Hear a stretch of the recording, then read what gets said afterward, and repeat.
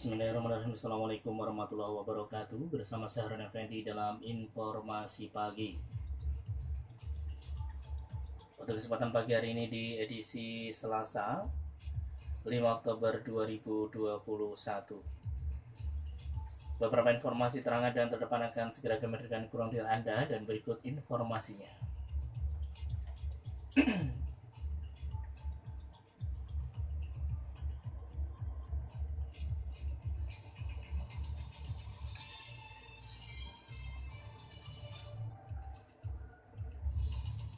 Pemerintah menekankan bahwa prioritas utama dalam program vaksinasi nasional adalah distribusi vaksin COVID-19 yang merata ke seluruh daerah di Indonesia.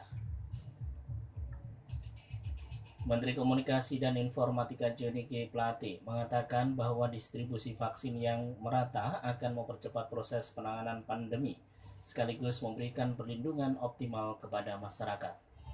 Sepanjang Januari 2021 hingga September 2021, distribusi vaksin oleh pemerintah melalui Kementerian Kesehatan dan PT Bio Farma Persero telah mencapai 191 juta dosis vaksin. Jumlah itu terdiri dari vaksin CoronaVac sebanyak 49,9 juta dosis, vaksin COVID-19 Bio Farma sebanyak 107,3 juta dosis, vaksin AstraZeneca sebanyak 20,7 juta dosis, vaksin Moderna sebanyak 7,8 juta dosis, vaksin Sinopharm sebanyak 724.000 dosis, dan vaksin Pfizer sebanyak 4,4 juta dosis. Juru bicara vaksinasi COVID-19 dari PT Bio Farma Persero, Bambang Herianto, memastikan pihaknya berkomitmen penuh untuk mendukung upaya pemerintah dalam mempercepat dan meningkatkan pemerataan distribusi vaksin dari Sabang sampai Merauke. Informasi bersumber dari antaranews.com. Direktur Jenderal Kependudukan dan Pencatatan Sipil Kementerian Dalam Negeri atau Dukcapil Kemendagri, Zudan Arif Fakhrullah, mengatakan penggunaan era 1 data di Indonesia sudah dimulai sejak 2013 lalu. Nomor induk kependudukan atau NIK akan menjadi satu-satunya nomor induk yang dimiliki warga negara sebagai identitasnya, termasuk penghapusan nomor pokok wajib pajak atau NPWP untuk diganti dengan NIK. Dia menyebutkan optimalisasi NIK sebagai basis integrasi data juga telah merambah cakupan sektor-sektor lainnya, mulai dari provider jaringan layanan telekomunikasi, asuransi, perbankan, pertanahan, kesehatan, penegakan hukum, dan pencegahan kriminal, hingga pembangunan demokrasi. Bahkan data daftar pencarian orang atau DPO sudah terintegrasi dengan data kependudukan. Dia menjelaskan berdasarkan Undang-Undang Nomor 23 Tahun 2006 tentang Administrasi Kependudukan, Kemendagri berperan sebagai integrator data. Pada tahun 2013, Kemendagri telah melakukan kerjasama pemanfaatan hak akses verifikasi data kependudukan dengan 10 lembaga pengguna. Sejak saat itu jumlah lembaga pengguna hak akses verifikasi data Dukcapil terus meningkat pesat. Pada tahun 2017, jumlah pengguna hak akses verifikasi data kependudukan Dukcapil meningkat menjadi 716 lembaga. Informasi bersumber dari republika.co.id. Ketua DPR Puan Maharani mendorong program petani milenial yang menjadi inisiasi pemerintah untuk mendukung sektor penggerak pertanian.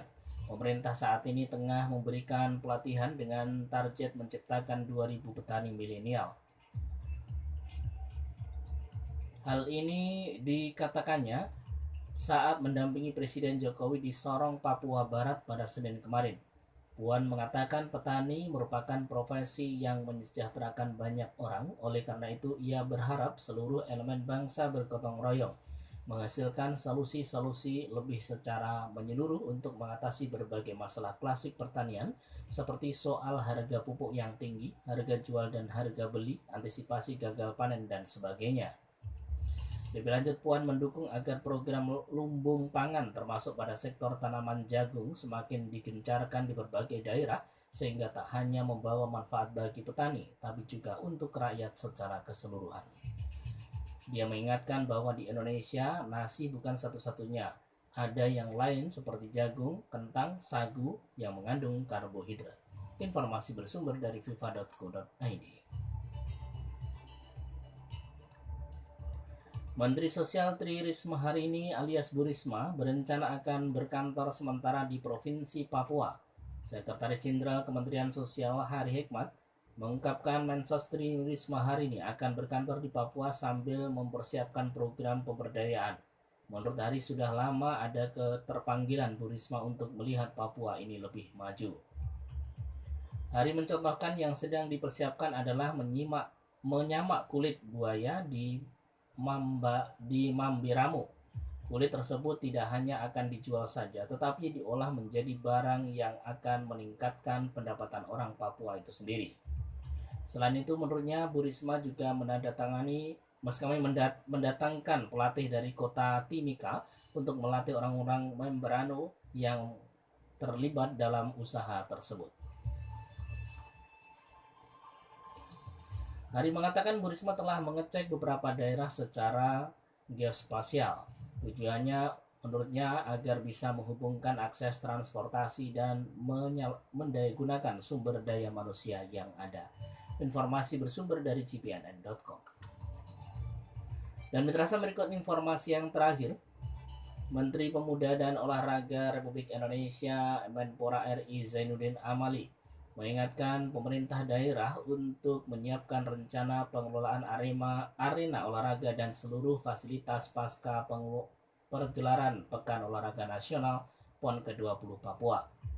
Pernyataan ini disampaikan Menpora Amali saat meninjau Mimika Sport Center yang menjadi arena sejumlah cabang olahraga seperti atletik dan basket di Mimika. Menurut Amali, seluruh fasilitas olahraga yang termasuk penginapan tersebut nantinya bisa diberikan kepada perguruan tinggi, yaitu gereja dan sebagainya, untuk dimanfaatkan sebagai asrama. Ia juga menegaskan pemerintah pusat membantu membangun fasilitas sementara pemeliharaannya diserahkan kepada Pemda sebagaimana prinsip otonomi daerah. Selain itu, Amali juga menguturkan bahwa dukungan dan peran serta pemerintah daerah sangat diperlukan untuk pengelolaan aset-aset tersebut. Lebih lanjut, Amali sangat yakin bahwa semangat pemerintah dan masyarakat Papua untuk menjadikan Bumi Cendrawasih sebagai provinsi olahraga akan menjadi motivasi tersendiri. Informasi bersumber dari detiknews.com. Penjelasan yang dirahmati dengan informasi pagi untuk kesempatan pagi hari ini di edisi Selasa 5 Oktober 2021. Yang bertugas Sarana Fendi, ucapan terima kasih dan Assalamualaikum warahmatullahi wabarakatuh.